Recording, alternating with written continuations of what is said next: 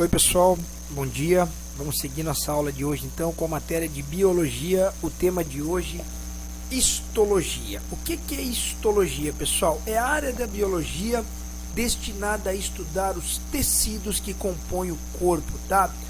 Como já falei na aula passada, tecidos são grandes células semelhantes entre si, que têm, claro, suas funções pré-determinadas em nosso organismo. Esses tecidos, pessoal, são divididos em 4 grupos que a gente vai ver hoje, tá? Tecido epitelial, tecido conjuntivo, tecido muscular e tecido nervoso, tá? Então, esses 4 tecidos nós vamos tentar entender um pouquinho de cada um a partir de agora, tá bom? Vamos começar então com o tecido epitelial. Reveste e protege todas as superfícies do nosso corpo, pessoal, tá? São formados por células juntapostas. O que é uma célula justaposta? São células que são encostadinhas uma na outra, tá? Ou seja, é a célula que compõe a pele do nosso corpo, pessoal. O nome já diz, tecido epitelial. Esse tecido reveste o nosso corpo e para que isso aconteça, eles precisam estar um próximo ao outro ali, justapostas para fazerem a sua função de forma correta, tá? O próximo tecido que a gente vai falar é o tecido conjuntivo. Olha que interessante. Ele sustenta e une os órgãos do nosso organismo, tá? Ou seja, ele preenche todos os órgãos do nosso organismo, tá?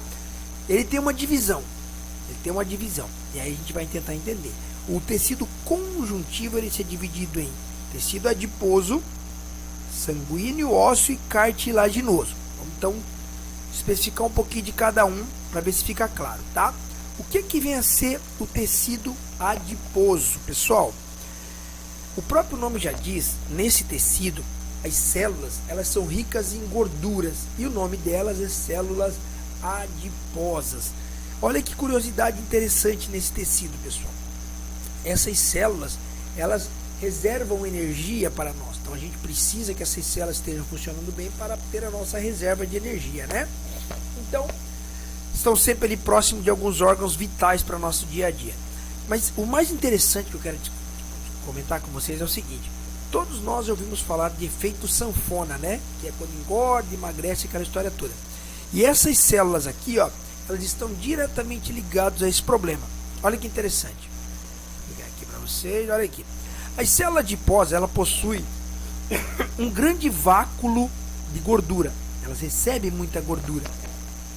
Essa quantidade de gordura, ela aumenta e diminui conforme o metabolismo de uma pessoa. Se a pessoa come pouco, mas gasta muita energia, a gordura das células adiposas diminui e essa pessoa, consequentemente, é magra. Não que ela não tenha as células, ela tem, todos temos, mas ela não aumenta a quantidade de gordura nessa célula porque ela come pouca gordura e produz muita energia.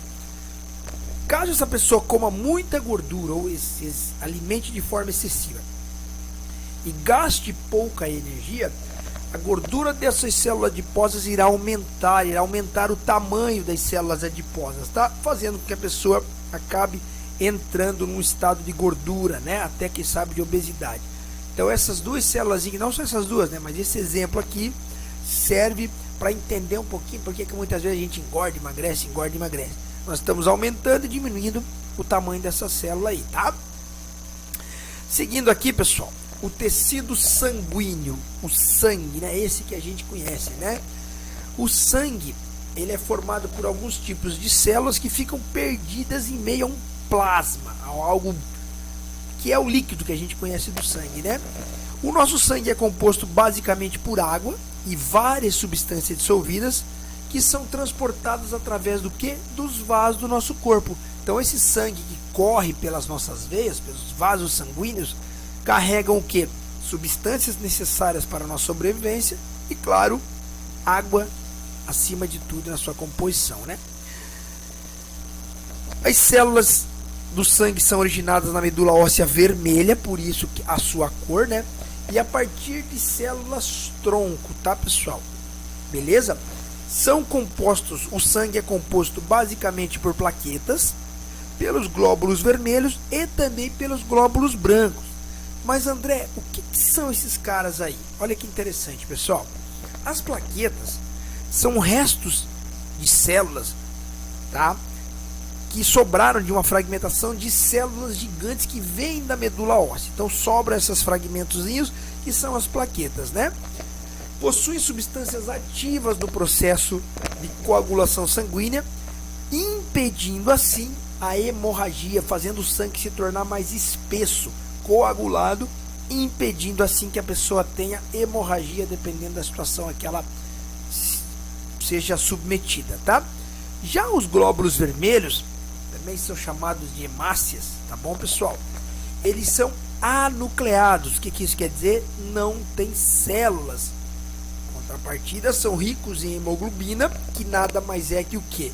Uma proteína responsável por transportar o oxigênio, tá bom? Entre as outras células. E os glóbulos brancos, tá bom? Também são chamados de leucócitos. Quando você faz exame, você lê esse monte de nomezinho lá nos seus exames, que são parte do sangue envolvida na defesa do organismo, tá?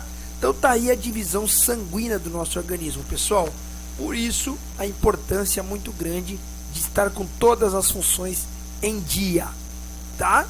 Vamos para o último tecido, então. Tecido conjuntivo ósseo e também o cartilaginoso, pessoal. Olha que interessante isso aqui, quer ver?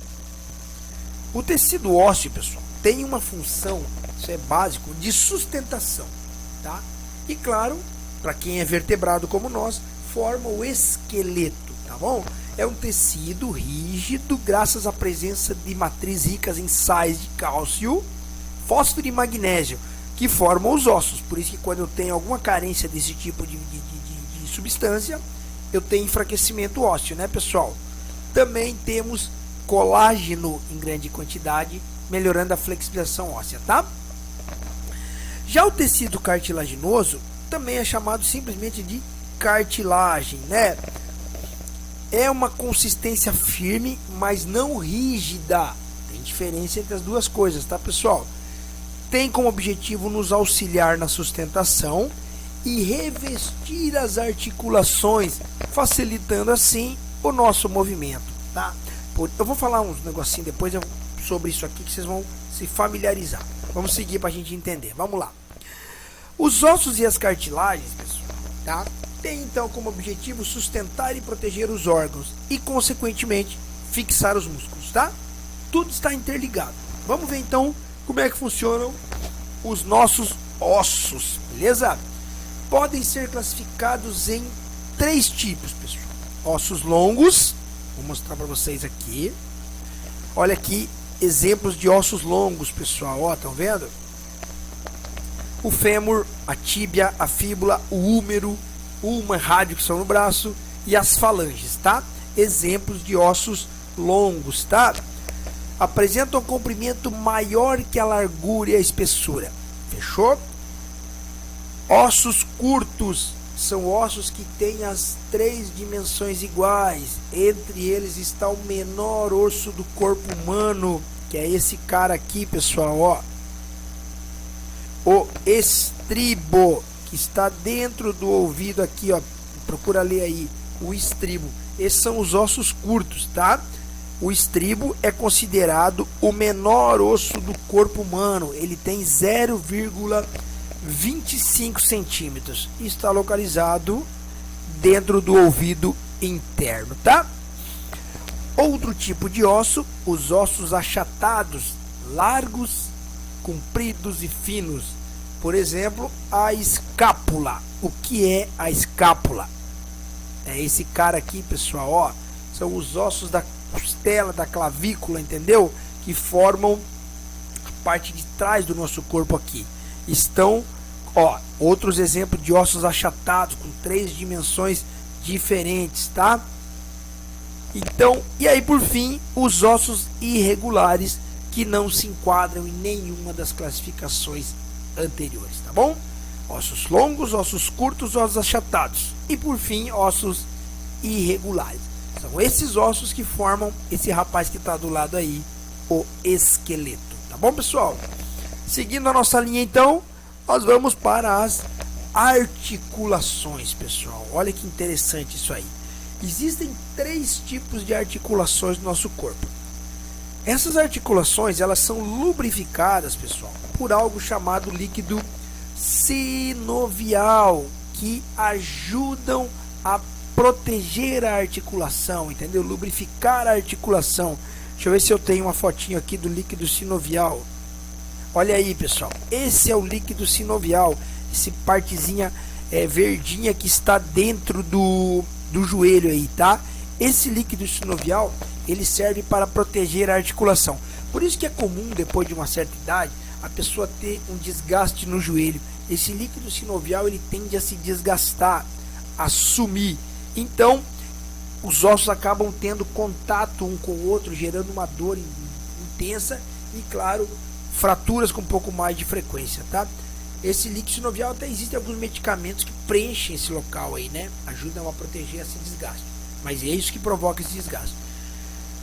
3 tipos de articulações, como eu falei: sinartrose, anfiartrose e diartrose. Qual é a diferença, André? Sinartrose, tá? Não existe movimento nessa articulação. Anfiartrose, pequenos movimentos, e diartrose, grandes movimentos. Olha que interessante aqui, pessoal. Aí, sinartrose, ossos do crânio; anfiartrose, ossos da coluna; e diartrose, articulações de pernas, joelhos, braços, que estão de altas movimentações. Então essa é a diferença, tá, pessoal? A sinartrose não movimenta, como é o caso do crânio; a anfiartrose, pequenos movimentos, como é o caso da coluna; e a diartrose, grandes movimentos, como é braços e pernas. Fechou? Show de bola. Mas aí, pessoal, olha que interessante. A nossa articulação, ela também sofre problemas de articulação. Todos nós sofremos, né? E alguns são destacados aqui para vocês. Olha que interessante. Deformações da nossa, do nosso esqueleto, né? Nós temos a cifose, que são ombros caídos e curvatura da coluna; lordose, curvatura da coluna vertebral para frente; e escoliose, desvio da coluna para os lados. Olha que interessante isso, pessoal. Cifose, a famosa corcunda; lordose, no qual a coluna está um pouco mais à frente; e a escoliose, quando a coluna está para o lado, tá, pessoal? Essas 3 deformações muitas vezes fazem parte do esqueleto humano, tá bom? E mais uma para a gente fechar por hoje: luxações e fraturas também fazem parte do nosso dia a dia, da nossa estrutura do esqueleto, né? Dos problemas que podem resultar no nosso esqueleto, tá? O que é luxação e o que é fratura? Olha que detalhe importante, pessoal. Um movimento brusco ou muito forte pode distender e romper ligamento entre os ossos, fazendo que eles saiam do lugar. Isso é luxação. Quando houver quebra do osso, aí é fratura. Olha que interessante aqui. Uma luxação, quando o osso do joelho aí sai para o lado, isso é uma luxação. E aqui é uma fratura, quando há quebra, né, do osso. Creio que alguns devem ter passado por esse problema, tá? Então esses são problemas que são ocasionados dentro do nosso esqueleto, tá, pessoal? Eu vou parar por aqui na aula de hoje. Anotem na apostila de vocês aonde nós paramos, e na próxima aula eu dou sequência na explicação aí, falando do tecido muscular. Tá bom, pessoal? Não vou deixar atividades para hoje, apenas assistam o vídeo e anotem o que vocês acharem mais interessante. Muito obrigado e até a próxima aula.